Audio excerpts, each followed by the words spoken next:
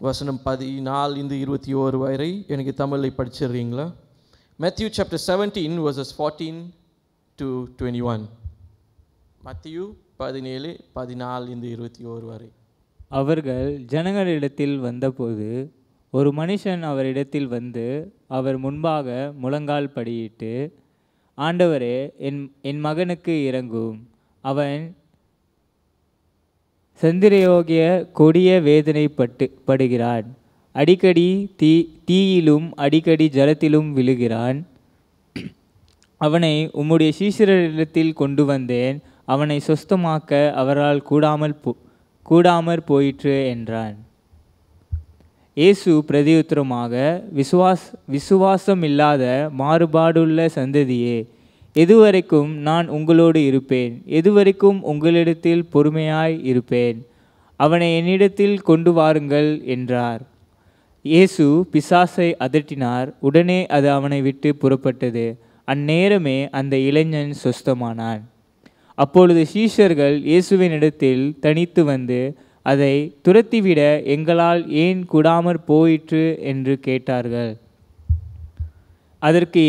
அதற்கு இயேசு, உங்கள் அவிசுவாசத்தினாலே தான். கடுகு விதையளவு விசுவாசம் உங்களுக்கு இருந்தால் நீங்கள் இந்த மலையை பார்த்து இவ்விடம் விட்டு அப்புறம் போ என்று சொல்ல அது அப்புறம் போகும். உங்களால் கூடாத காரியம் ஒன்றும் இராது என்று மெய்யாகவே உங்களுக்கு சொல்லுகிறேன். இந்த ஜாதி பிசாசு ஜெபத்தினாலும் உபவாசத்தினாலுமே அன்றி மற்ற விதத்தினாலும் புறப்பட்டு போகாது என்றார். நன்றி. நான் கவனித்துக் கொள்ளுங்கள், இந்த பேசேஜ் நம்ம எடுத்துக்கொள்கிற பேசேஜ் வந்து ஒரு மிக தெரிந்த ஒரு passage. we know this passage by heart and we know this miracle that God did by heart. But here நம்ம என்ன பார்க்குறோம்னாக்கா, சீஷர்களுக்கு என்ன செய்ய முடியலனாக்கா, ஆண்டவர் கூட வளர்ந்து ஆண்டவர் கூட சுவிசேஷத்தை சொல்லி ஆண்டவர் கூட அற்புதங்கள் அடையாளங்களை செய்து. But here we see there's a particular situation where the disciples could not do something. சீஷர்களுக்கு என்ன ஆச்சுன்னா, ஆண்டவர் எப்போதும் செய்கிற அற்புதங்களை திடீர்னு இங்கே என்ன பார்க்குறோம்னாக்கா சீஷர்களுக்கு செய்ய முடியல. Now what happens over here? என்ன ஆகுதுன்ட்டு நம்ம பார்த்தோம்னாக்கா, there's faith that's being questioned. அநேக போதகர் மத்தியு 17:20 நீங்கள் படித்து பார்த்தீங்கன்னாக்கா, தமிழில் படிச்சிடுறீங்களா? எனக்கு 17:20. அதற்கு இயேசு, உங்கள் அவிசுவாசத்தினாலே தான். கடுகு விதையளவு விசுவாசம் உங்களுக்கு இருந்தால் நீங்கள் இந்த மலையை பார்த்து இவ்விடம் விட்டு அப்புறம் போ என்று சொல்ல அது அப்புறம் போகும். If you have faith as a mustard seed, you will say to this mountain, move from here. இங்கிருந்து என்ன சொல்லுது வசனம்? படிச்சிருங்களா? எனக்கு கடுகு விதையளவு விசுவாசம் உங்களுக்கு இருந்தால் நீங்கள் இந்த மலையை பார்த்து இவ்விடம் விட்டு அப்புறம் போ என்று சொல்ல அது அப்புறம் போம். உங்களால் கூடாத காரியம் ஒன்றும் இராது என்று மெய்யாகவே உங்களுக்கு சொல்லுகிறேன். ஆமென். எத்தனை பேருக்கு கடுகுனா என்ன தெரியும்? தெரியும் தானே? யாரெல்லாம் வீட்டில் சமைக்கிறீங்க? கை தூக்கி காமிங்க. நான் வீட்டில் சமைப்பேன், ரைட்? அப்போ நான் சமைக்கும் போது நான் கறிலாம் செஞ்சேனாக்கா வீட்டில் நான் எப்போதும் கடுகு நான் என்ன செய்வேன்னா கொஞ்சம் கூடையாக எடுத்து போடுவேன். நான் ஏன் கொஞ்சம் கூடையாக எடுத்து போடுவேன்னா, எனக்கு கடுகு சாப்பிட பிடிக்கும். அந்த கறியில் தேடி அந்த கடுகு எடுத்து வாயில் போட்டு பல்ல அது நான் பைட் பண்ணுவேன். அப்போ பாருங்கள், இந்த வசனத்தில் நான் ஒரு சின்ன பையனாக இருக்கும் போது இந்த வசனத்தை நான் படிக்கும் போது it says over here in verse 20,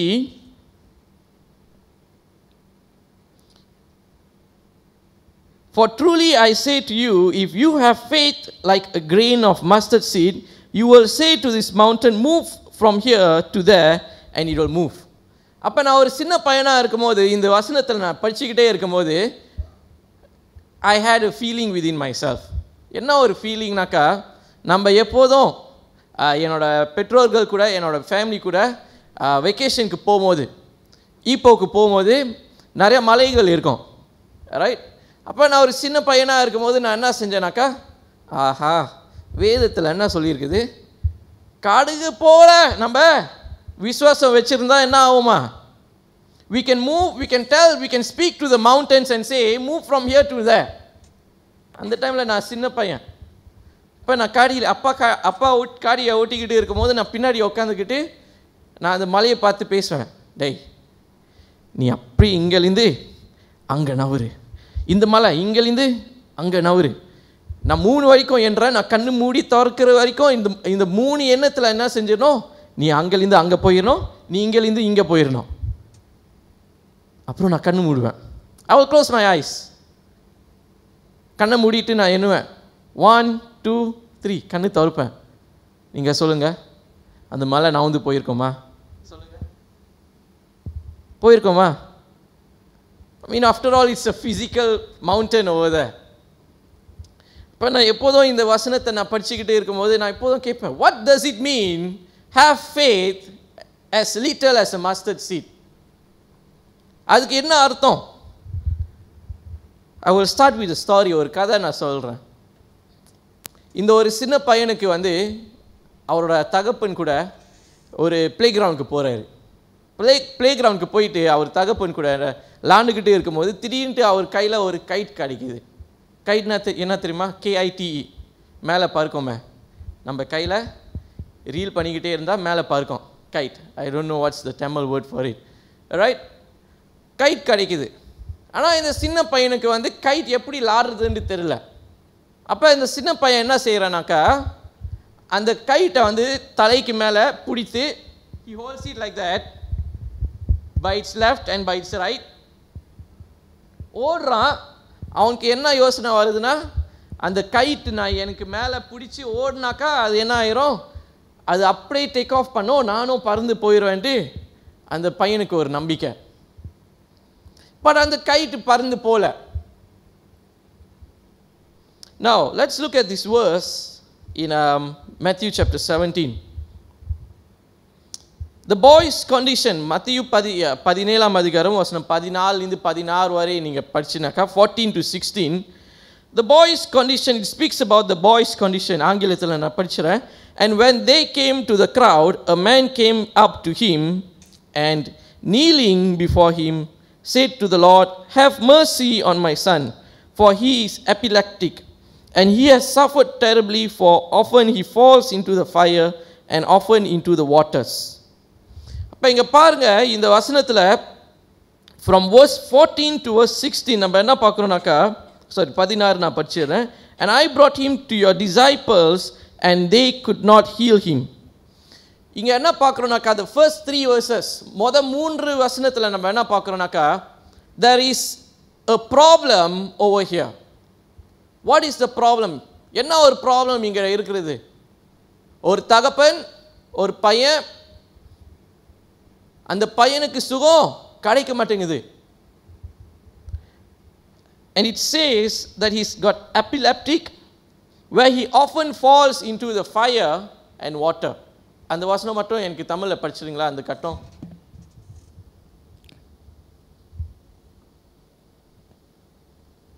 it's in verse 15b. ஆண்டவரே, என் மகனுக்கு இரங்கும். அவன் சந்தி ரோகியாய் கொடிய வேதனைப்படுகிறான். அடிக்கடி தீயிலும் அடிக்கடி ஜலத்திலும் விழுகிறான். Amen. இவ்வளோ பரிதாபமான ஒரு சூழ்நிலை. How pitiful is that? தகப்பன்னால கூட கண்ட்ரோல் பண்ண முடியாது. திடீர்னு இவனுக்கு ஒரு வியாதி வந்துடுது. அப்பொழுது when this sickness comes into him, once in a while தண்ணியில் உழுந்துடுறாரு, சில சமயத்தில் தீயில உழுந்துடுறாரு, ஃபயரில். Now the disciples failure, 16வது வசனத்தில் நம்ம என்ன பார்க்குறோம்னாக்கா, the disciples failure to heal this boy. சீஷர்களுக்குனால என்ன செய்ய முடியலனாக்கா, they couldn't heal, ஒரு சுகம் கொடுக்க முடியல. ஆனால் இதே சீஷர் தான் ஆண்டவர் கூட இருந்து they did miracles. இதே சீஷர்கள் தான் ஆண்டவர் கூட இருந்து பேயை துரத்துனாங்க. இதே சீஷர் தான் did signs and wonders around the world.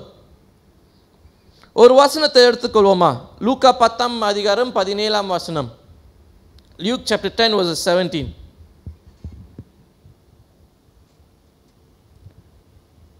பின்பு அந்த 70 பேரும் சந்தோஷத்தோடே திரும்பி வந்து, ஆண்டவரே, உம்முடைய நாமத்தினால் பிசாசுகளும் எங்களுக்கு கீழ்ப்படுகிறது என்றார்கள். என்ன சொல்றாங்க? Lord, even the demons are subject to us in your name. இப்போ என்ன பார்க்குறோம்? ஆண்டவர் பேர் பைத்து டிசைபிள் சீஷர்கள் என்ன செய்கிறாங்க? பேய ஓடுறாங்க. They are casting out the demons. But here we see in Matthew 17, Matthew 17ஆம் அதிகாரத்தில் என்ன பார்க்குறோம்னாக்கா, there's a failure. There's a problem and there's a failure. Now 17ஆம் வசனத்தில் நம்ம என்ன பார்க்குறோம்னாக்கா, Jesus rebukes the faithless generation. Not because they did not have faith. அவங்களுக்கு விசுவாசம் இருந்தது. ஆண்டவரோட பேர் பாய்ச்சாக்கா என்ன ஆயிரும்? பேய் பிசாசுலாம் ஓடிரும். ஆண்டவர் பேர் பாய்ச்சாக்கா அற்புதம் அடையாளம் நடந்துரும். They had faith. But yet we see there's a problem here. பிறகு 18ஆம் வசனம்லேருந்து 20லேருந்து நம்ம படித்து பார்த்தோம்னாக்கா, we see the mustard seed faith. I'm not going to touch much into the mustard seed faith. ஏன்னா நிறைய போதகர் mustard seed faith பற்றி பேசி we know the text very well. Now, the first point, faith was a triumph. Now, இங்கே பார்த்தீங்கன்னாக்கா, the boy had a problem. The boy had a problem. And here, he needed a miracle. But இருந்தாலும் ஒரு அற்புதம் கிடைக்க மாட்டேங்குது.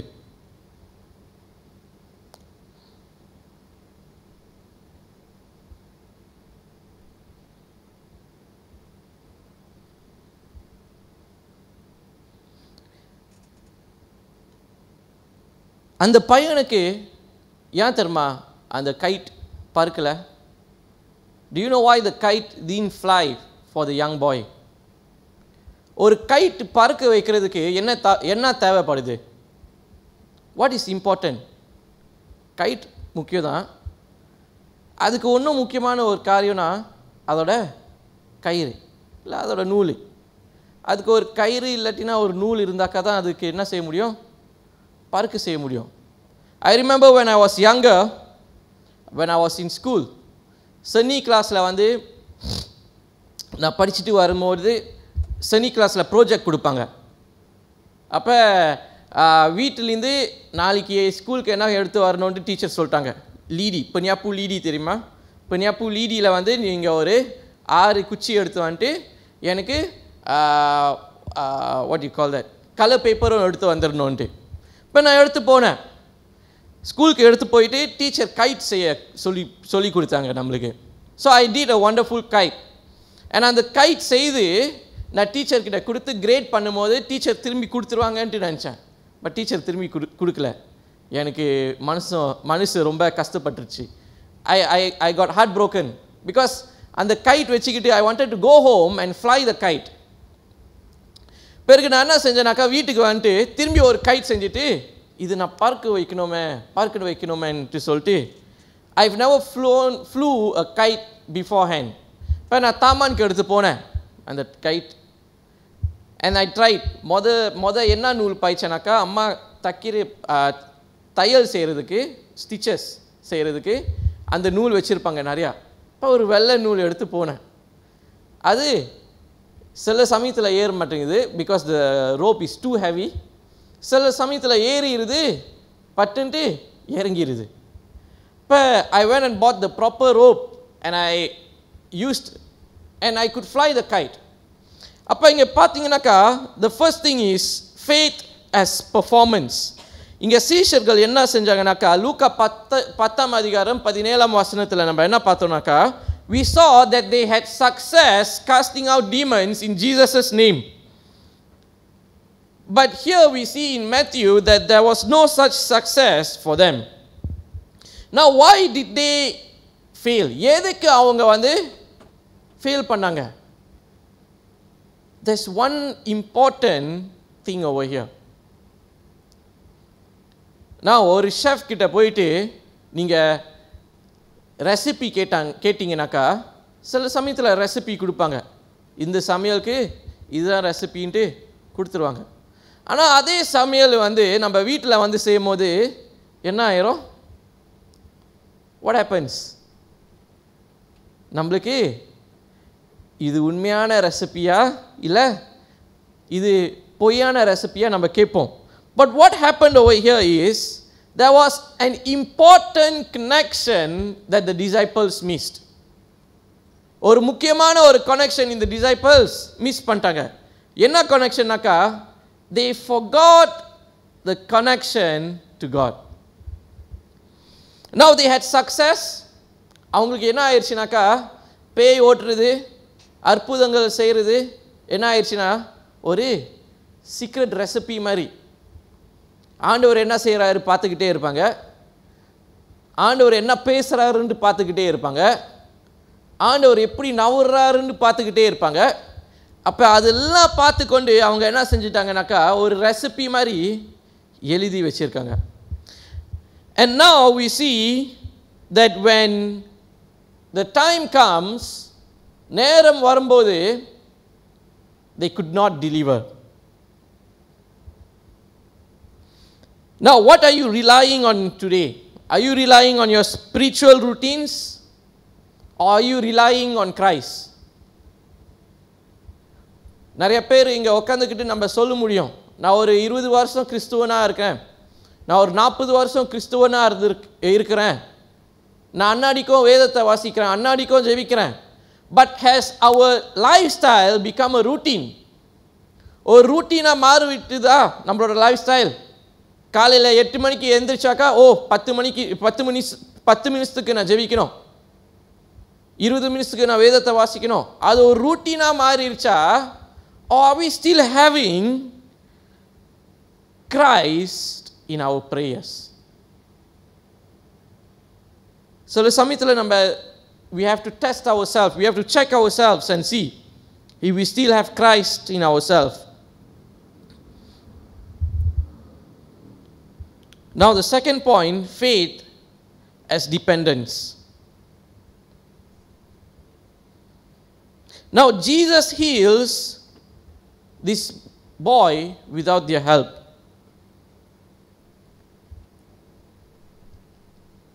ஆனால் இங்கே என்ன பார்க்குறோன்னாக்கா when Jesus did it, ஆண்டவர் அந்த அற்புதத்தை செய்யும் போது 17ஆம் அதிகாரத்தில் we see in verse 18, and Jesus rebuked the demons and it came out of him and the boy was healed instantly. மேலே என்ன பார்க்குறோன்னாக்கா டிசைபிள்ஸ் ட்ரை பண்ணி சுகம் கிடைக்கல. ஆனால் இங்கே 18வது வசனத்தில் நம்ம என்ன பார்க்குறோன்னாக்கா one time when Jesus called out the demon, என்ன ஆயிடுச்சுன்னா இந்த பையனுக்கு ஒரு சுகம்.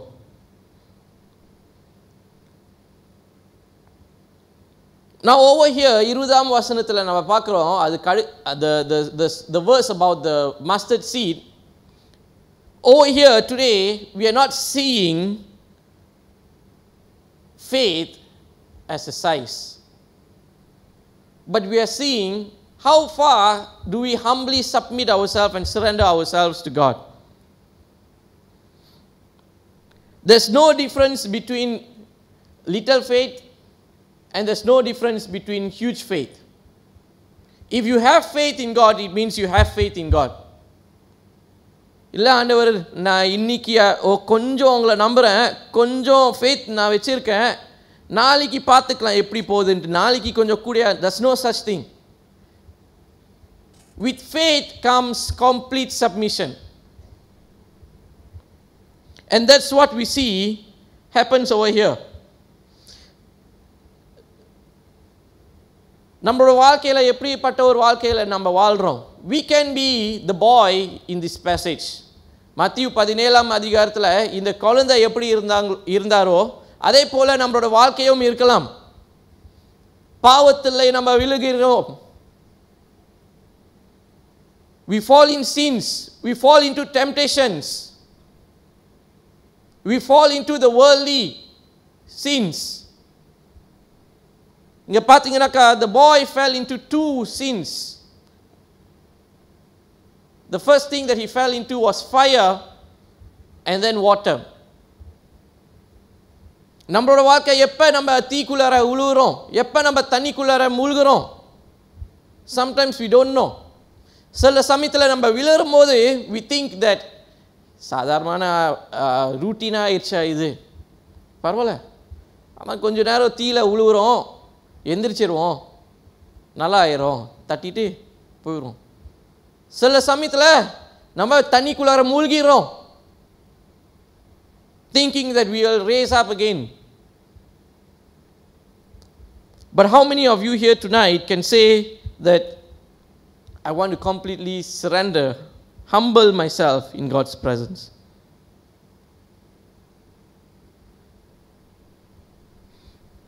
கடைசியாக the wind that lifts.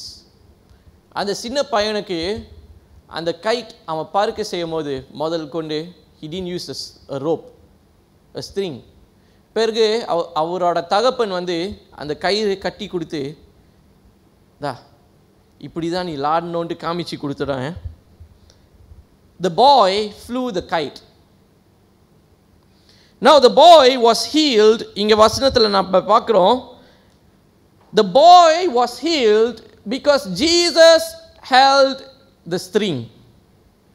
நம்மளோட வாழ்க்கையில் are we ready to give the strings of our life in God's hand? Now there's no such thing as ஆண்டவரே நான் கொடுக்குறேன் ஆனால் அப்பொழுது நான் தான் அந்த கயிறை நான் எடுத்து போயிடுறேன். There's no such thing. But here today, how many of us can surrender ourselves to God and say, ஆண்டவரே you lead this kite, you lead this life of mine? How many of us can say?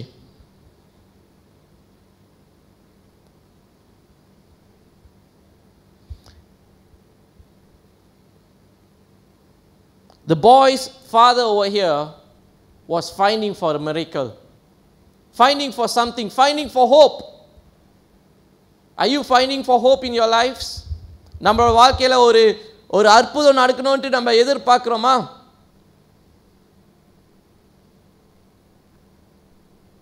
If you are, then surrender your lives to God. Hallelujah. Hallelujah. அப்படி எழுந்து நிற்போமா? Thank you, Lord Jesus.